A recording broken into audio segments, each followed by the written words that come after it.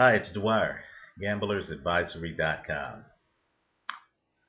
As I always say, remember the opinion you should follow should be your own. Just consider me to be the guy with the second opinion sitting next to you at the bar.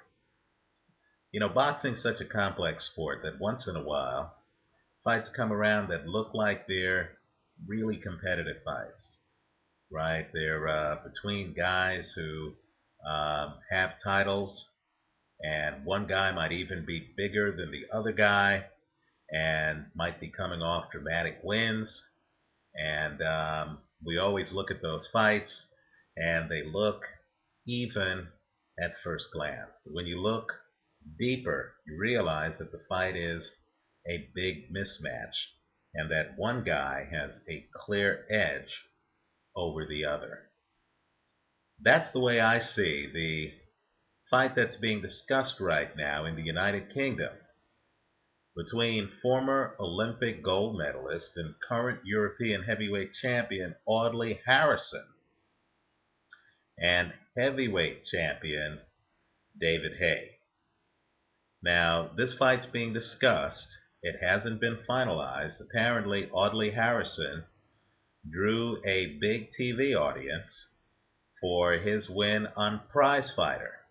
He followed that up by avenging an earlier loss to Michael Sprott with a dramatic 12th round knockout.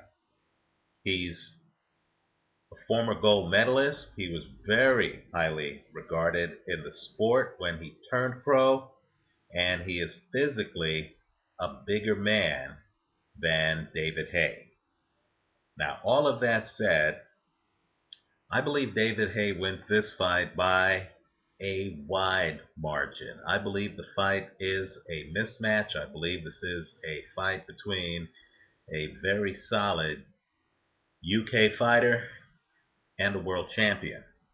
My advice to you is to straddle your bet between David Haye, just to win the fight, straddled against, not really a straddle, but a kicker, David Haye by knockout, because I believe there is a distinct possibility that this fight is so lopsided that David Haye is able to send everyone home early. Let's talk about the fight styles. You've heard me in past videos use the phrase counterpunching. What counterpunching is it's where a fighter figures out his opponent's punch pattern and then prepares to throw a punch after his opponent leads. You saw a counterpunching exhibition recently when Amir Khan beat up Paulie Malignaggi, right? Malignaggi had a hurt right hand, right? His right hand has not been good for several years now. And Malignaggi was a jabber who relied on a left jab. He was fighting Amir Khan, who had great foot movement, and Khan figured out that if he could just dodge Malignaggi's jab, right? If he could be outside of Malignaggi's jab when Malignaggi threw it, then he could step in and have Malignaggi naked and vulnerable, right? Because Malignaggi's lead punch was extended, Malignaggi was defenseless. Now, the secret to David Haye, when you look at his fights and you strip away all the hand speed, and the hand speed is blinding, you strip away all the power, and the power, quite frankly, is devastating. David Haye is one of the hardest punchers in the entire sport. I mean, he's one of the hardest punchers pound for pound in the sport, and he's a heavyweight. When you strip away all of that, you realize that David Haye has some of the best feet in the business. David Haye is very coordinated. He has not just hand-eye coordination, but he has hand-to-feet coordination. I'll give you an example. You could look it up on YouTube. It's very hard, very hard. Most can't do it, to throw hard punches while backing up. You've heard me talk about in the past, you've heard others talk about in the past how hard it is to throw great punches backing up, right? Boxing historians will always refer to Sugar Ray Robinson's knockout of Gene Fullmer as one of the quintessential moments in the sport of a fighter throwing devastating punches while backing up and winning the fight by knockout. Take a look at the first round of David Haye's fight against John Ruiz. You're going to see there is a moment in that first round, the first knockout of the fight.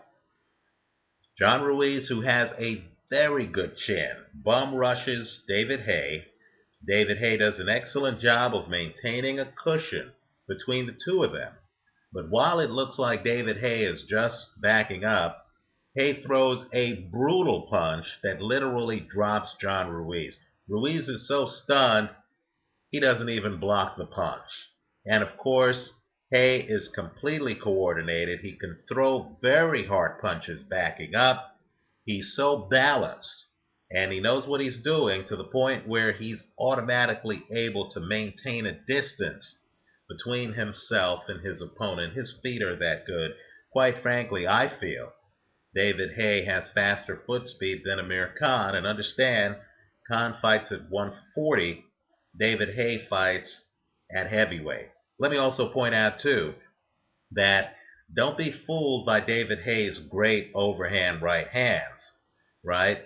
David Haye throws a withering left hand. Take a look at the 12th round of his fight against Nikolai Valuev. You're going to see that David Haye comes the closest anyone has come that I've seen to knocking down Nikolai Valuev, and he does it with a left hand. In other words, you're talking about a guy with the foot speed to stay outside.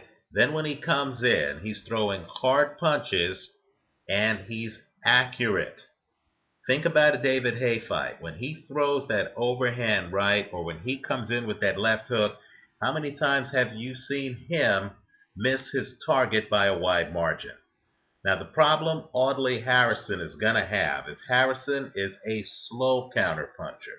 He needs to frame the guy before he throws the counterpunch. He had Sprott up on the ropes in the corner. Sprott had nowhere to go. It's only then that Harrison can land his counters. He cannot land the counters against a guy with superior foot speed and coordination like David Haye has. And the problem is when Harrison starts lumbering around the ring, trying to catch up to David Haye, he's probably going to have the same amount of luck that John Ruiz had, because that's David Haye's fight. David Haye has you as soon as you start to try to stalk him.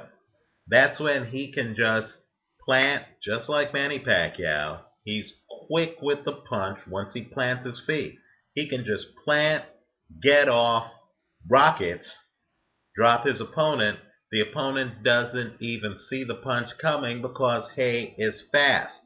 You don't realize how fast Haye is because Haye doesn't waste a lot of motion. He doesn't throw a lot of jabs in fights, right? He's outside, then he just comes in with bombs. His idea of keeping you off balance is to use feints. But don't sleep on Haye's hand speed, Haye's power, or his accuracy. In my opinion, David Haye is a big cut above Audley Harrison. I know Harrison was a very decorated amateur. He's certainly going to be the amateur in this fight. I like David Haye big here. Let's hope this fight doesn't get made, or if it does get made, let's hope that David Haye has the class and the grace to treat Harrison like Larry Holmes treated Ali when Holmes realized that his former sparring companion, right? Holmes sparred with Ali before they fought, was no match for him in his late 30s. Understand, Harrison is 38 years old.